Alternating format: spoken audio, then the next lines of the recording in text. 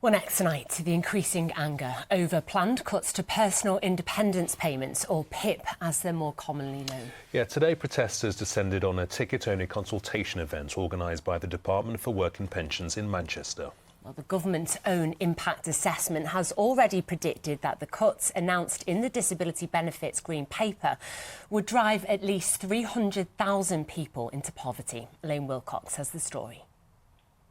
When we're under attack, disabled people, fight back! Don't attack our benefits! Cut back! Fight back! Cut back! They wanted their voices heard in a public consultation on proposed cuts to benefits, but the doors were closed to a group of disabled people who couldn't get a ticket.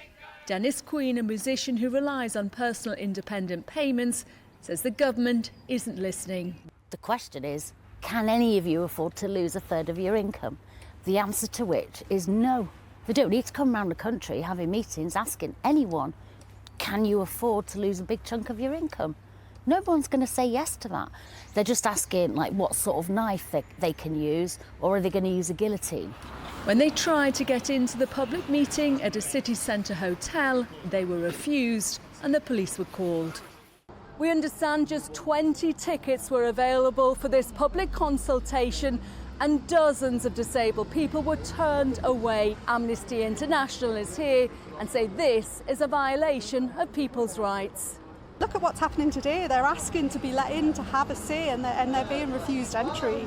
You know, this isn't okay. And we've written to the Secretary of State alongside them saying exactly that.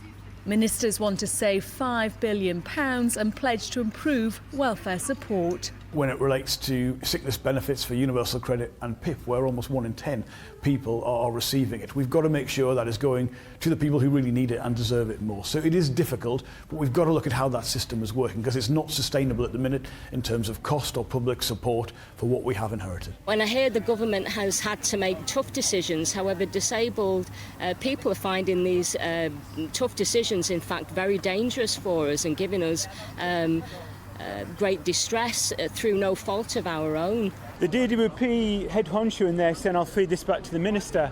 I think that's a downright lie. The DWP keeps losing court case after court case. It lost a court case recently over the work capability assessment, saying that its actions are illegal. So that's not even a real consultation. It's just a sham, really. And to be left outside of this consultation? Well, it just shows you what contempt they have for us. Our activists are near the door to where the consultation is happening, and they're shouting, let us in. They didn't get into the meeting, but they still got their views across loud and clear. Elaine Wilcox, ITV News, Manchester. Yeah, clearly some very angry people there. Let's cross line now to our political correspondent, Leisha McNally. And Leisha, still real anger over cuts for the government to deal with.